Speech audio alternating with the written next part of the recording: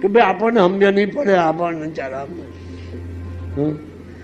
અને જેને સમજ નહીં પડતી હોય તે નહીં વ્યસ્ત હોય, તેની સાથે આપણે લેવા દેવાની. મારે તો પૂર્વજન્મના મારા જે હતા તે મારા મને માણસો દેખાય. તમને પણ એમ જ થાય કે નહીં આ જ ગુરુ ખરો, આ જ ગુરુ આપણને પરવડે, બીજા ગુરુ આપણને નહીં પરવડે. તમે આયા, કોઈ ગયું નથી, કોઈ જવાનું પણ નહીં મળે. શા માટે જાય? હું એને જવા થોડો, હું છોડવા માટે થોડો દાટો. જ્યારે મેં વચન લીધું, હું મારું આખું જીવન મેં બરબાદ કરી દીધું. હું વાનપ્રસ્થ આશ્રમમાં આવી ગયો. મારે સંન્યાસ આશ્રમ નથી લેવો.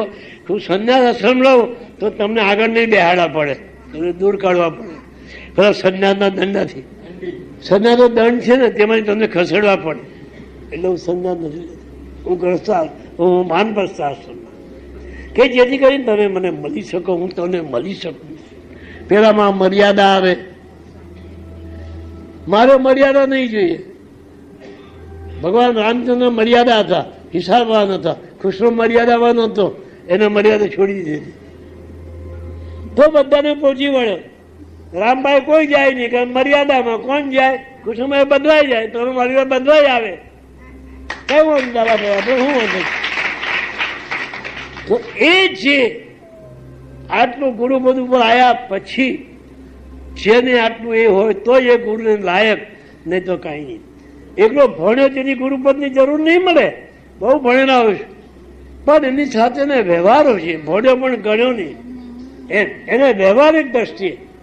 આજે તમે કોઈ આવો તો હું તરત ઊભો થઈ જાઉં, દીકરી કેમ આવી છે એમ પૂછું. મારી મનતું કરું, ઊભો થઈ જાઉં. બીજો કે હમ ક્યાં કરે, બીજા હમ ક્યાં કરે, હમ ક્યાં કરે. અરે ભાઈ તરત કરવાનું, તારી પાસે તો આવેલા છે. તો પછી ભલે તું કઈ ના કરે પણ એને શાંતવન તો આપ, શાંતવના તો આપ. નહીં દીકરી ચિંતા ના કર, હું બેઠો છું, રડો નહીં. મને કોઈ રડે મને ગમે નહીં, કારણ મારો આત્મા જ નામ મને કે. અને આજ સુધી હું આટલું આધ્યાત્મિક જીવન, આપણે કઈ દરરોજ મારા પ્રવચન તમે સાંભળો, પહેલા કેવા આવતા હવે કેવા આવે છે. હવે તમને આખી જીવનની એ આપી દીધી લાઈન કે હવે તમે ચાલો આ રીતે. હવે કારણ આવતા જન્મનું ભાથું બાંધો. ગયો સમય ખેડી લીધું, ખેલવું હતું તે જે કંઈ ખેલવું હતું ખેડી લીધું. હવે આવતા જન્મમાં તમારું ભાથું બાંધો કે અમને ગુરુદેવ અમને મળે. અને હું પણ એમ કહું કે મને મારા શિષ્યો જ મળે ગુરુદેવ, મારે બીજું કંઈ જોઈએ જ નહીં. શિષ્યો તો બધું છે.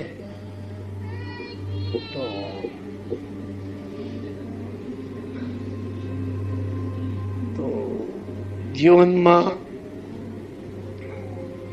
બધું જ મળે, એમાં બધું મળે. ગુરુ મળવા બહુ કઠણ, અને ગુરુ મળ્યા પછી એને સાચવવા કઠણ. ગુરુ તો મળે પણ એને ટકાવી રાખવાની આપણામાં છે. ગુરુને ટકાવી રાખવું એ આપણી એ છે, ગુરુને નહીં મળે. ગુરુને ટકાવે, ગુરુ તો કઈ જવાનું નથી. ગુરુ તો, અને હું તો જાણું પૂર્વજન્મના તમારા બધાને હું તો જાણું, તો તમે અહીં સ્થિર થયા ને. નહીં તો તમે ક્યાં કાઢવા વિભાગેલા, હું ક્યાંથી ક્યાં આવ્યો, મારે જરૂર નહીં મળે આ ગામ હાથે. હું તો ચરોતરનો પેઢી બાજુનો, નર્મદા કાંઠાનો, નર્મદા નદીના. તમે મારું વતન જોયું. હું કાંનું કાં, તમે વિચાર કરો, હું કાં ને તમે કાં. અહીં આવીને મેં ગાડી છાપી ગુરુ મહારાજની આજ્ઞાથી, અને આ છાપી જેવા તમે આવવા મળ્યા. મેં નવનાથ પણ ઊભો કર્યો. કોઈ પૂછ્યું પણ નથી કે નવનાથ સંપ્રદાય કેવો છે. તમને પણ ખબર નથી, તમે ઉપર જતા બી નથી. મને અહીંયા જ પગે લાગીને જમીન ચાલવા માંડે. હા, ઉપર બી નહીં જાય. દાદા મળી ગયા બસ, અડધા એમાંથી ઉપર નથી જરા. બોલ એમ દર્શન કરે જમે સાંભળે. તો એ જે જડ આટલી બધી અંદર ભક્તિને ઉતારી છે, મેં અંદર ઉતારીશ, નથી બહાર નહીં. અંદર કોઈ બી આવે, કોઈ માણસ આવે, હું બેઠેલો છું. આશ્રમ કર્યો છે મારા એકલા માટે નથી કરેલો, મારી તો 1-2 નંબરની રૂમ પુષ્કળ છે અને મેં જાણી જોઈને 2 નંબર રાખ્યો, 1 નંબર નહીં રાખ્યો. હવે 2 નંબર વાળા હારા, હું 2 નંબર વાપરી તો બીજું કંઈ નથી કહેતો. હવે આવતા શનિવારે આપણે મળીશું અને આવતા શનિવારે જીવનની શું છે તે બધું તમને જાણવા મળશે. જીવનની અટપટી ગાડી તમને તેની સાથે સાંભળવા મળશે કે આપણે કઈ અટપટી ગાડી ઉપર ચડી ગયા કે હારું સ્ટેશન જ નહીં આવે. એ ત્યારે સાંભળવા મળશે કે આપણે એવી ગાડીમાં બેસી ગયા સ્ટેશન જ નહીં આવે, એ ગાડીમાં કોઈ સ્ટેશન જ નહીં મળે. અરે ભાઈ જરા વિસામાં ખાવો, વિસામો નહીં, અહીંયા જ ચાલતી ગાડી છે કે કરવું તો કરો કે. એટલે તમને જીવનની ગાડી, જીવનના 2 પાટા દોડી જાય ને પણ ભેગા નથી થતા. પેલા 2 પાટા વાતો કર્યા કરે જંગલમાં પણ ભેગા નહીં થાય. ભેગા ક્યારે થાય?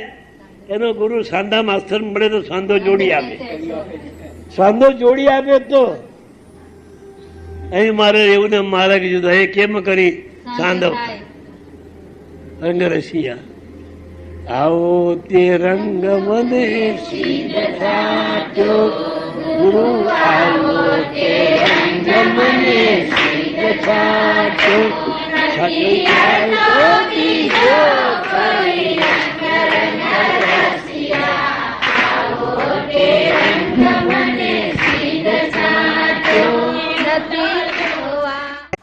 हम सबकी आस्था का धाम ब्रह्मलीन परम पूज्य श्री साने दादा की अखंड धुनी धृतिमान नाथ संप्रदाय के वर्तमान गादीपति विश्ववंदनीय परम पूज्य श्री छोटे दादा का संकल्प प्रण हजारों लाखों श्रद्धालुओं का दुख दूर करने वाला प्रेम और भक्तों की अपार श्रद्धा का धाम वो है हमारा नवनाथ धाम ब्रह्मलीन परम पूज्य श्री साने दादा समाधि मंदिर।